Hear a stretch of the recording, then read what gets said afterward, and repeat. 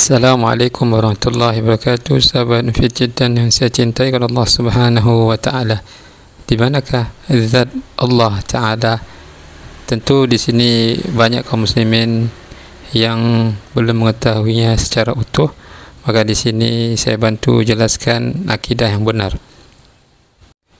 Teman-teman tentu pernah melihat atau mendengar sebuah pernyataan yang mengatakan menurut akidah Ahlussunnah wal Jamaah Allah ada tanpa butuh tempat. Kana Allahu wala makan wa wal an ala ma alaihi kana. Dulu sebelum ada langit, bumi, ars dan lain-lain Allah sudah ada tanpa tempat. Begitulah Allah sekarang tetap tidak butuh tempat. Ini perkataan seperti benar, namun jawabannya adalah tidak benar. Hampir mirip dengan perkataan Allah mewujud bila makan. Allah itu ada tapi tanpa pada suatu tempat. Atau Allah ada di mana-mana.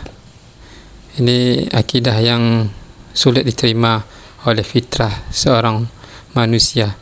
Islam hadir untuk meluruskan pemahaman yang menyimpang. Islam datang sesuai dengan fitrahnya manusia. Oleh karena itu hendaklah kita kembali kepada pemahaman generasi awal yang dahulu telah mendapatkan hidayah Islam yang harus kita ikuti mereka. Dan sebaik-baik guru adalah Muhammad Rasulullah sallallahu alaihi wasallam. Dia menjadi patokan utama kita dalam beragama. Apa yang dia sampaikan dari Al-Quran dan Sunnah. Lalu pemahaman yang dipahami oleh para sahabat Nabi SAW ridwanullahu alaihim hingga generasi berikutnya, tabi'in, tabi'ut tabi'in, dan siapa yang mengikuti jalan mereka di atas manhaj yang benar, maka mereka yang kita ikuti. Oleh karena itu mari kita jelaskan di sini secara singkat. Di sini disebutkan bahwasanya sifatun fi'liyatun thabitatun lillahi azza wa jalla bil kitab wa sunnah. Sifat perbuatan yang telah ditetapkan untuk Allah azza wa jalla dalam Al-Quran dan Sunnah. Ad-dalilu minal kitab qauluhu ta'ala ar-rahmanu 'alal 'arsy istawa. Allah berada di atas ars, beristiwa. Qauluhu thumma istawa 'alal ars, surah Al-A'raf, surat Yunus, surah Ar-Ra'd, Al-Furqan, Sajadah, Al-Hadid. An Abi Al-'Aliyah fi qawlihi thumma istawa ila as-sama', surah Al-Baqarah, hiya yaqulu irtifa. Maknanya adalah meninggi. Wa an Mujahid fi qawlihi ta'ala thumma istawa 'alal 'arsy, qala 'alal 'arsy, yaitu di atas, tinggi di atas arsy. Ini dari sekian banyak dalil menunjukkan bahwasanya Allah di mana? Allah berada di atas arsy. Apakah Allah butuh dengan arsy? Allahu a'lam. Ini adalah ilmu gaib. Sebagaimana Allah katakan, A'udzu billahi minasyaitonir rajim.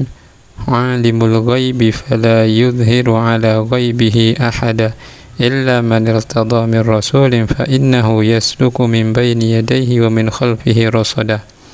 Ayat ini menjelaskan bahwasanya tidak ada yang mengetahui perkara gaib satu orang pun kecuali dari para utusannya yang Allah utus untuk mengerjakan pekerjaan yang Allah tugaskan kepadanya, terutama dari kalangan malaikat dan para rasul yang Allah tugaskan untuk mendakwahi manusia. Itu pun hanya sedikit perkara gaib yang disampaikan kepada mereka. Rasulullah SAW juga menjelaskan terkait seorang budak wanita yang dimiliki oleh Muawiyah ibn al-Hakam As-Salami, yang mana beliau bertanya terkait keberadaan Allah kepadanya, yaitu aina Allah? Qalat fis sama. Qala man ana? Qalat anta Rasulullah sallallahu alaihi wasallam. Lalu Nabi mengatakan a'tikha fa innaha mu'minah. Rawahu Muslim. Hadis ini jelas secara lugas menjelaskan terkait akidah yang benar, yaitu di mana Allah berada di atas arsy. Dan akidah terkait syahadah bahwasanya Nabi Muhammad itu adalah utusan Allah. Dan ini sudah menjadi bukti keimanan seseorang akan Allah hanya berada di mana dan siapa sebenarnya Muhammad, yaitu utusan Allah. Ini adalah bukti yang kuat, teman-teman. Allah Subhanahu wa taala juga mengingatkan dalam ayat yang lain, "Aamintum man fis samai ay yakhsifa bikumul ardha fa idza hiya tamur?" Apakah kalian merasa aman bahwasanya ada yang di atas langit itu, yaitu Allah, yang akan menyingkapkan kepada kalian bencana yang menyebabkan terjadinya bumi itu bergoncang. Am amintum man fis samai ay yursila alaikum hasiba fasata'lamuna kaifa nadhir. Apakah kalian mesti bisa merasa aman dengan Rabb yang berada di atas langit yang mengirimkan kepada kalian badai, maka kalian akan mengetahui bagaimana dia telah berikan peringatan kepada manusia. Ini peringatan kepada orang-orang yang tidak beriman akan keberadaan Allah Azza wa Jalla.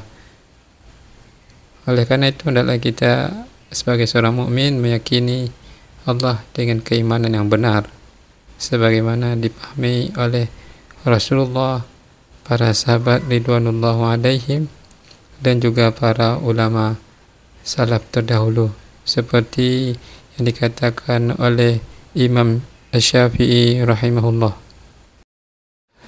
Wa qala Asy-Syafi'i fi wasiyatihi, berkata Imam Syafi'i pada wasiatnya, hadhi wasiyatu Muhammad ibn Idris Asy-Syafi'i awsa annahu yashhadu anna la ilaha illallah wahdahu la syarika lah. Bahwasanya beliau bersaksi tiada Rabb yang lain, bahwasanya beliau bersaksi bahwasanya tiada ilah yang layak disembah kecuali hanya Allah Azza wa Jalla dan tidak ada sekutu baginya. Wa anna Muhammadan sallallahu alaihi wasallam abduhu wa rasuluh, dan bahwasanya Muhammad sallallahu alaihi wasallam adalah hambanya dan rasulnya. Wa anna Allah Azza wa Jalla yura fil akhirati, bahwasanya Allah Azza wa Jalla kelak akan dilihat di akhirat kelak. Yanzuru ilaihil mu'minuna yanan jiharan, yang kelak akan dilihat oleh orang mukmin yang masuk ke dalam surga dengan mata mereka dengan jelas. Wa yasma'una kalamahu, dan akan mendengar perkataan Allah Azza wa Jalla. Wa annahu fawqal arsy, dan Allah berada di atas arsy. Ini adalah akidahnya Imam Syafi'i, dan begitu juga akidahnya para imam madhab lainnya. Imam Malik juga seperti itu, gurunya Imam Syafi'i, dan begitu juga akidahnya Imam Ahmad dan yang lainnya. Inilah akidah yang benar, teman-teman, ya, bahwasanya Allah itu berada di atas arsy. Akidahnya Ahlussunnah wal Jamaah, bukan akidah yang dikatakan oleh sekelompok orang mengaku aswaja, namun realitanya menyelisih akidahnya akidahnya Imam Syafi'i dan ulama terdahulu, akidahnya Rasulullah dan akidahnya para sahabat, wa iyadzubillah. Kemudian mungkin ada yang bertanya, di manakah Allah sebelum adanya arsy? Dalam riwayat At-Tirmizi, Ibnu Majah wa Ahmad disebutkan bahwasanya sebuah pertanyaan terkait di manakah Allah, yaitu qultu ya Rasulullah aina kana rabbuna azza wa jalla qabla an yakhluqa khalqahu. Ya Rasulullah, di manakah Allah Rabb kita azza wa jalla sebelum menciptakan makhluknya? Qala kana fi ama'in ma tahtahu hawa'u wa ma fawqahu hawa'u, yang mana Allah berada di ama'in, yaitu tidak ada di bawahnya udara dan tidak pula di atasnya udara. Tsumma khalaqa arsyahu 'alal ma'i. Lalu kemudian Allah ciptakan arsy-Nya di atas air.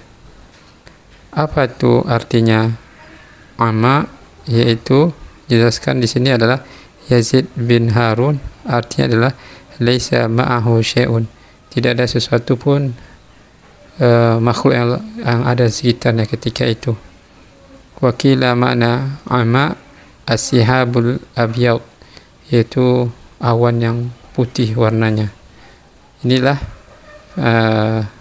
jawaban terkait adanya pertanyaan di manakah Allah sebelum adanya arsy, yaitu di amaun.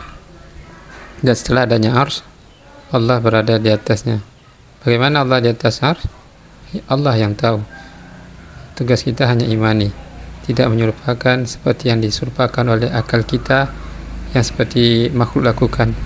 Allah tu ala kulli syai'in qadir, Allah tu maha mampu. Allah hanya memberikan kabar gaib kepada kita bahwasanya beliau berada di atas arsy, dan tugas kita imani. Dan sungguhnya kemampuan akal kita terbatas karena tidak ada jangkauan ilmu yang kita sampai di sana. Dan kepastiannya akan kita tahu nanti setelah kita mati dengan keimanan kita seperti ini, yaitu meyakini Allah berada di atas arsy, istiqamah di atas akidah ini, beramal sesuai sunnah Nabi SAW, di atas tauhid yang benar hingga kematian. Semoga Allah memberikan kita nikmat bisa melihat wajahnya di dalam surga, yang mana ketika itu Allah berada di atas arsy. Semoga akidah ini tetap kita jaga sampai mati. Wallahu alam. Wassalamualaikum warahmatullahi wabarakatuh.